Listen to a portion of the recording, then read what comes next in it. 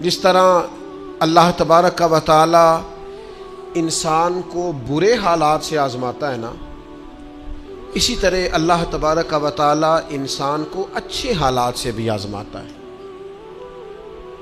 وَنَبْلُوكُمْ بِالشَّرِّ وَالْخَيْرِ فِتْنَةً، اللہ فرماتے ہیں ہم تمہیں اچھے اور برے حالات سے آزماتے ہیں۔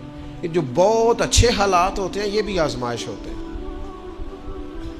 جب بہت زیادہ دولت ہوتی ہے تو پھر بھی آزمائش ہوتی ہے، بہت زیادہ شہرت ہوتی ہے تو پھر بھی آزمائش ہوتی ہے، بہت زیادہ چاہنے والے ہوتے ہیں تو پھر بھی آزمائش ہوتی ہے۔ اچھے حالات سے بھی یہ بندہ آزمایا جاتا ہے اور برے حالات سے بھی۔ بلکہ میں آپ سے عرض کروں، غریبوں پر آزمائش کم ہوتی ہے، امیروں پر، مالداروں پر، مشہور لوگوں پر آزمائش۔ وَاعْلَمُوا أَنَّمَا أَمْوَالُكُمْ وَأَوْلَادُكُمْ فِتْنَةٌ، مال اور اولاد آزمائش ہے، فتنہ ہے، زیادہ آزمایا جاتا ہے بندہ۔ اللہ تعالیٰ انسان کو آزماتا ہے۔ اب کرنا کیا ہے؟ اب کرنا یہ ہے کہ آزمائش کے لیے ذہنی طور پر تیار رہنا ہے۔ یہ جو دنیا ہے یہ مومن کے لیے قید خانہ ہے۔ جو لوگ آپ کو بڑے سکھی بھی نظر آتے ہیں نا، ہو بڑا پروٹوکول ہے، بڑے آ رہے ہیں، بڑے جا رہے ہیں، ان کے بھی کبھی قریب ہو کے دیکھیں گے تو دکھ مل جائیں گے آپ۔ بلکہ میری ایک بات یاد رکھیے گا، جتنا بندہ بڑا ہوتا ہے اس کے دکھ بھی اتنے بڑے ہوتے ہیں۔ ایک ٹائم ایسا آتا ہے جب آپ کو صرف سننی ہے، آپ کسی کو سنا سکتے، سارے تو آپ سے مشورہ لے رہے ہیں تو آپ کس سے لیں؟ سارے آپ کو دکھ سنا رہے ہیں تب آپ نے کس کو سنانے ہیں؟ سارے تو اپنی باتیں آپ سے کر رہے ہیں تو آپ نے اپنی بات۔ تو جتنا بندہ بڑا ہوتا جاتا ہے اس کے دکھ بھی اتنے بڑے ہوتے جاتے ہیں۔ اس لیے حالات کا اتار چڑھاؤ تو انسان کے ساتھ رہے گا، کوئی امیر رہے گا، کوئی۔ مجھے بتائیے مزدوروں کی ضرورت ہے کہ نہیں دنیا میں؟ تو اگر سارے ٹھیکیدار ہو جائیں گے تو مزدوری کون کرے گا؟ لیڈر اگر سارے بن جائیں گے تو کارکن کون بنے گا؟ سارے امام بن جائیں گے تو مقتدی کون بنے گا؟ سارے استاد لگ گئے تو شاگرد۔ تو اللہ تعالیٰ نے یہ نظام بنایا بھائی، لیکن بس ایک بات ذہن میں رہے کہ کوئی بھی مالدار کسی غریب کو حقیر نہ سمجھے۔ اب مراتب کا اتار چڑھاؤ ہے، اس میں بھی پریشان نہیں ہونا چاہیے، یہ اللہ تعالیٰ نے بنایا ہے۔ اور اگر قرآن مجید کی جو آیت جو لفظ میں پڑھنے لگا ہوں، اگر یہ آپ سمجھ جائیں نا اور اس پر ایمان رکھیں پورے طور پر، تو پھر تو غریب آدمی کبھی پریشان ہو ہی نہ، پھر تو کہے جہاں میں ہوں بالکل ہوں۔ اللہ تعالیٰ نے قرآن مجید میں فرمایا وَلَوْ بَسَطَ اللَّهُ الرِّزْقَ لِعِبَادِهِ، فرمایا اگر اللہ تعالیٰ اپنے سارے بندوں کی روزی کشادہ کر دیتا، سب کا رزق اگر اللہ وسیع کر دیتا، لَبَغَوْا فِي الْأَرْضِ، تو زمین میں بغاوت ہو جاتی، یہ فساد برپا کرتے، بغاوت کر دیتے اگر سب کی روزی۔ کچھ لوگ کہتے ہیں جی میں غریب ہوں، تو میں کہتا ہوں زکوٰۃ تو نبی پاک نے بھی کبھی نہیں دی، حضور پر بھی فرض نہیں تھی، اتنا مال ہی کبھی جمع نہیں ہوا۔ اگر مال میرے بھائی بہت ہی زیادہ عظیم ہوتا تو سب سے زیادہ سیدہ فاطمہ کے گھر ہوتا، وہاں تو مہینہ مہینہ چولہا نہیں جلا۔ اگر دولت بڑی عظیم ہوتی تو سب سے زیادہ سیدہ عائشہ کے حجرے میں ہوتی۔ نبی پاک علیہ السلام ہر کام آہستہ آہستہ کرنے کا حکم دیتے اطمینان سے، لیکن صحابہ فرماتے ہیں حضور کے پیچھے نماز پڑھی تو نبی پاک جلدی سے عصر پڑھا کے گھر گئے، جلدی سے،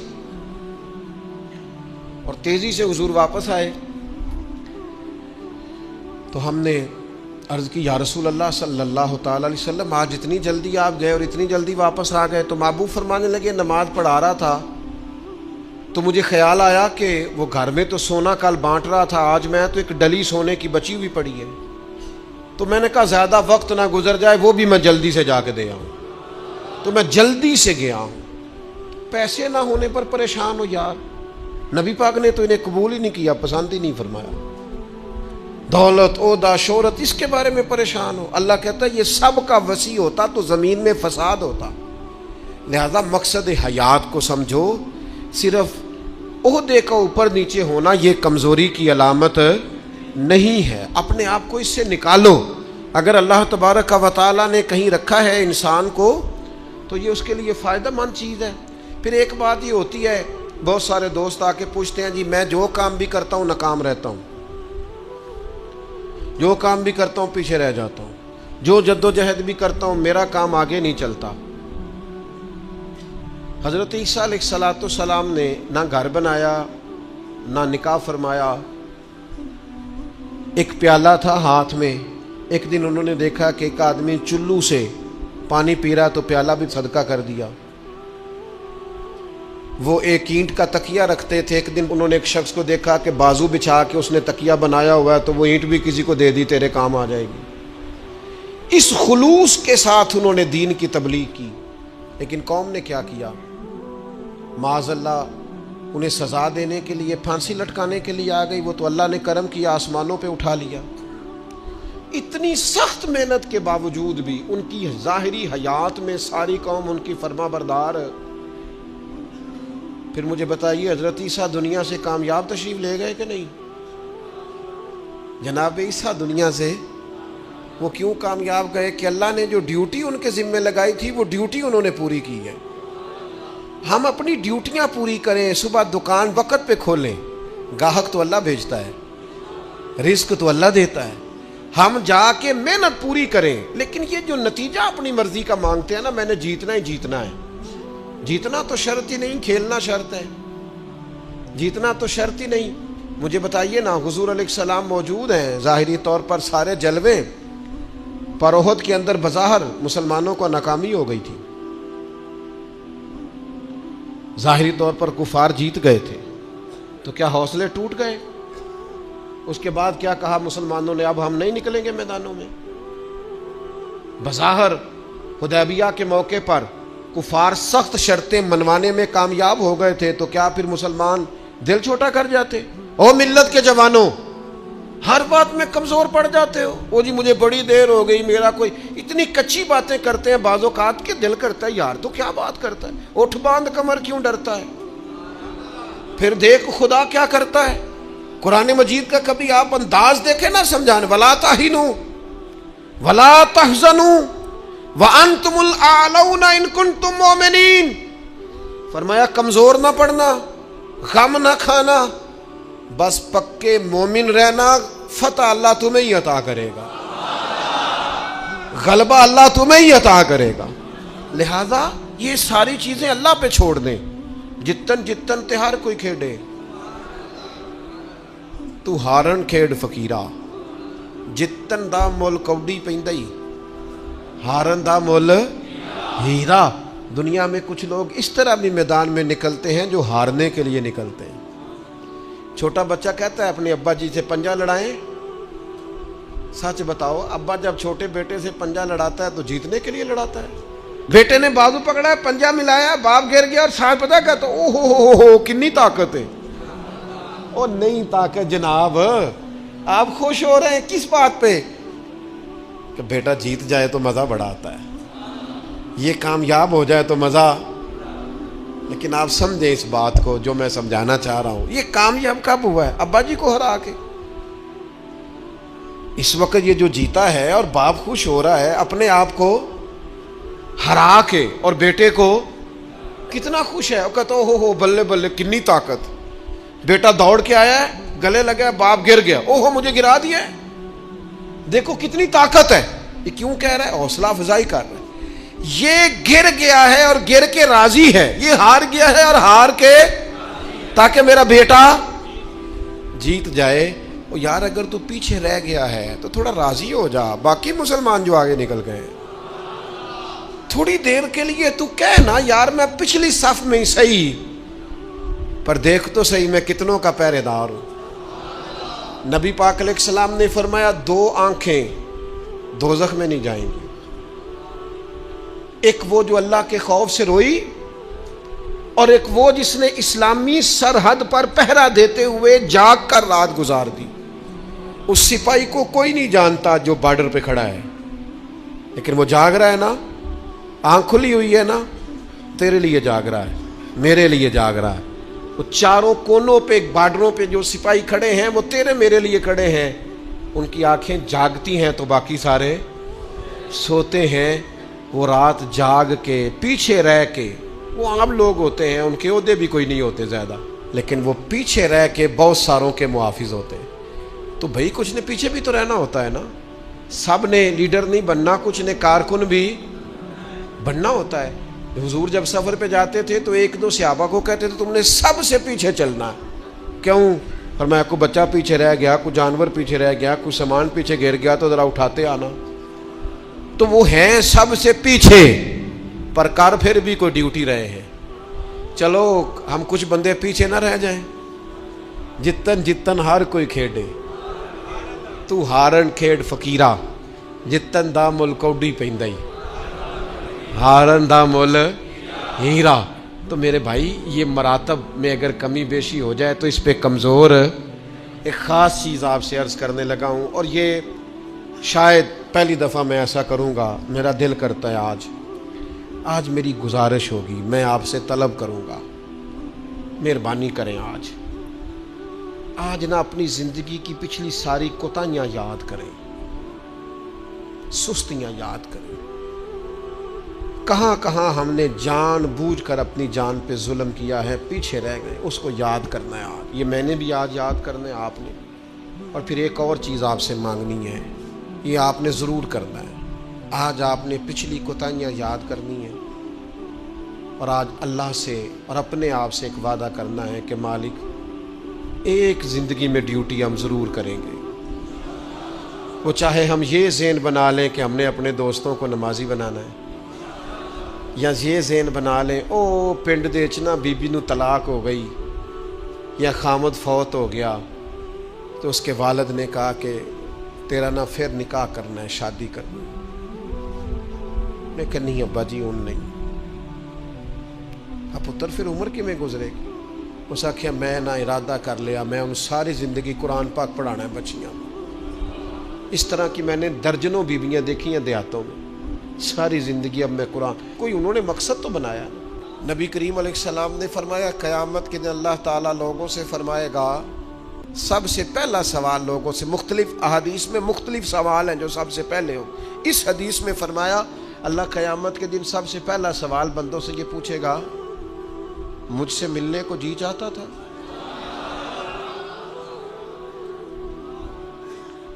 میرے تے لنگ کئی مہینے تے برس گئے تے تیری دید نو دیدے ترس گئے، مجھ سے ملنے کو جی چاہتا تھا؟ میں آپ کو بات عرض کروں، مزہ نہیں آ جائے گا رب رسول کو دکھڑے سنانے کا؟ لطف نہیں آ جائے گا ان کی بارگاہ میں بیٹھ کے حال دل عرض کرنے؟ کیا منظر ہوگا، کیا رنگ ہوگا، کیا انداز ہوگا، خدا خود میر مجلس بود۔ کریم فرماتے رب بندوں سے فرمائے گا مجھ سے ملنے کو جی چاہتا تھا؟ عرض کریں گے مالک بڑا ہی چاہتا تھا۔ اب وہ کریم ہے نا، دریائے رحمت جوش پہ ہے، تو حضور فرماتے ہیں دوسرا سوال رب فرمائے گا یہ تمہارا مجھ سے ملنے کو کیوں جی چاہتا تھا؟ یہ کیوں جی چاہتا تھا بھلا مجھ سے ملنے کو؟ یہ انداز دیکھیے۔ تو حضور فرماتے ہیں بندے عرض کریں کہ مالک اس لیے جی چاہتا تھا کہ تو بڑا ہی کریم ہے، بڑا مہربان ہے، بڑا ستار ہے، تو بڑا غفار ہے، تو بڑا معاف کرنے والا ہے، تو بڑا عطا کرنے والا، تو اپنے بندوں سے بڑا پیار کرنے والا ہے، تو ودود ہے، تو رؤوف ہے، تو رحمان ہے، جی چاہتا تھا تجھ سے ملے۔ تو رب فرماتا ہے اس لیے جی چاہتا تھا کہ میں مہربان بڑا ہوں؟ ہاں۔ تو کریم فرمائے گا جاؤ پھر فرشتوں گواہ ہو جاؤ، میں نے ان سب کے لیے جنت کا فیصلہ فرما دیا۔ اللہ فرماتے تم کیا سمجھتے ہو تمہیں بیکار پیدا کیا ہے؟ انسان کو اللہ نے بیکار نہیں بنایا۔ پہلی بات تو یہ سمجھ میں آ گئی کہ آیا کہاں سے ہے، بنایا کس نے ہے، بھیجا کس نے ہے، اور پھر بھیجنے والا کہتا ہے میں نے بیکار، ایک ذرہ بھی اللہ نے بیکار نہیں بنایا۔ ادھر دیکھو میری طرف دوستو، اس آدمی کو آپ سمجھتے ہیں نا بالکل مجذوب ہے، بالکل اس کی زبان سے رطوبت نکلتی ہے اور آنکھوں سے پانی نکلتا ہے اور ہاتھ پکڑ کر سڑک پار کرانا پڑتی ہے، اور جس کو تم سمجھتے ہو نا کہ اس کو تو گھر کا ایڈریس بھی نہیں آتا، اس کی پشت پر اس کا پتہ لکھا ہے، جسے تم خیال کرتے ہو نا یہ بالکل ضعیف ہے، کمزور ہے، اٹھ نہیں سکتا، چل نہیں سکتا، قرآن مجید کی آیت کہتی ہے کہ بندہ بیکار وہ بھی نہیں ہے، تو وہ تو بالکل کسی کام نہیں، وہ تو گھر والے بھی لوگ اس کا مذاق اڑاتے ہیں، کوئی اہمیت نہیں، کوئی پوچھتا نہیں، تو یہ کیا ہے؟ پڑھو نا مشکات شریف۔ اللہ کے پیارے حبیب علیہ السلام نے فرمایا یہ جو تمہیں رزق دیا جاتا ہے نا، اور یہ جو تم پر بارشیں برسائی جاتی ہیں، یہ تمہارے ضعیف لوگوں کی برکت سے دیا جاتا ہے۔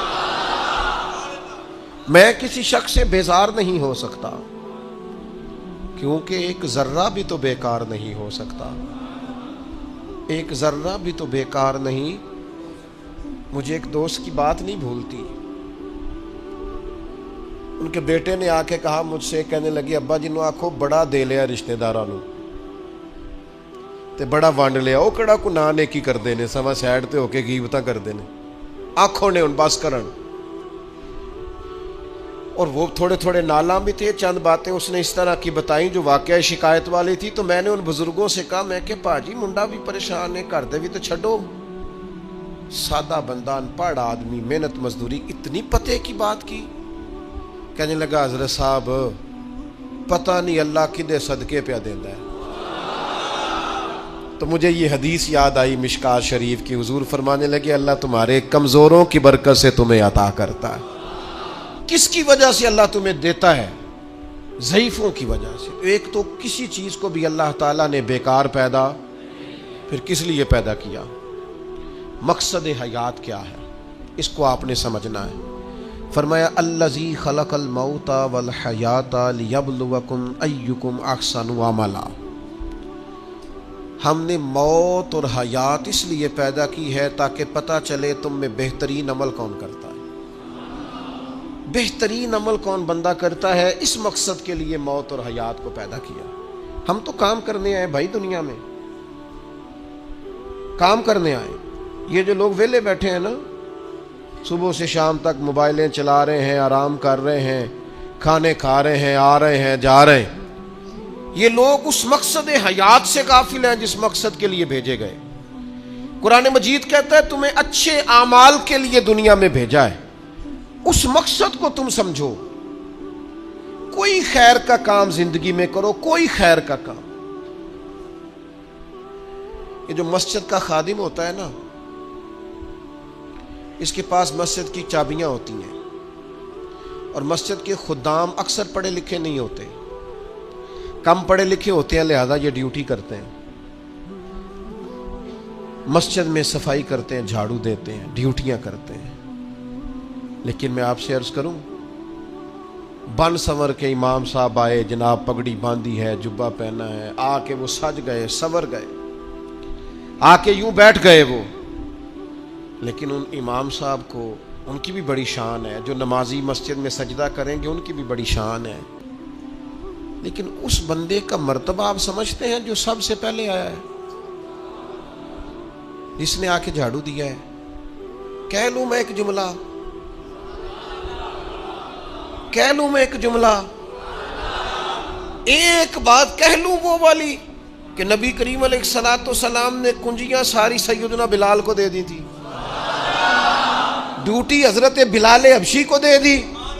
میں کہہ لوں یہ اسی رستے پہ ہیں جس رستے پہ سیدنا بلال حبشی تھے، پھر مجھے کہہ لینے دو یہ لفظ، مفتی بن کر، پیر بن کر، مولوی بن کر، مقرر بن کر، صدر بن کر، فلاں بن کے بیٹھے رہو، تمہیں مبارک ہو، تمہاری بڑی شان ہے، پر یہ عظمت صرف سیدنا بلال کی ہے کہ نبی کریم نے فرمایا بلال میں نے معراج کی رات جنت میں بھی تیرے چلنے کی آواز سنی،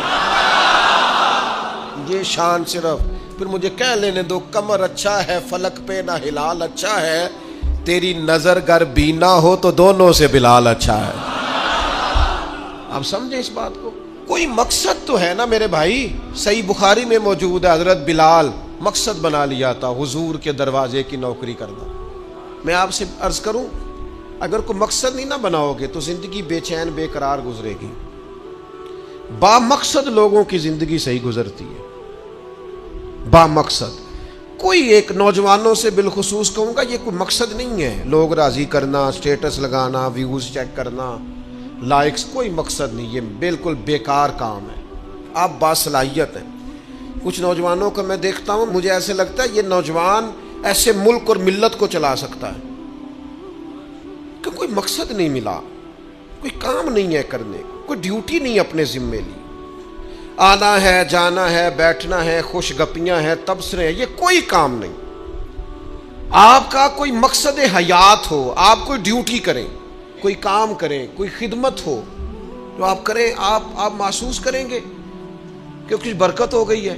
لیکن اگر محمل وقت گزارو گے بیکار ہو جاؤ گے، زنگ لگ جاتا ہے صلاحیتوں کو۔ میں خود کئی دفعہ اپنے آپ پہ غصہ کرتا ہوں کہ یار یہ 20 منٹ ایسے ہی وقت ضائع ہو گیا۔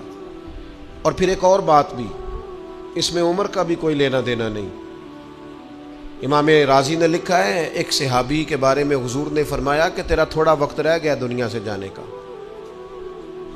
ظاہر ہے بوڑھے آدمی تھے، یا رسول اللہ پھر مجھے بتائیں کیا کروں؟ تو فرمایا ادھر سے صحیفے اٹھا کے لا، تجھے قرآن پڑھانا شروع کروں، پڑھتا پڑھاتا دنیا سے چلا جا۔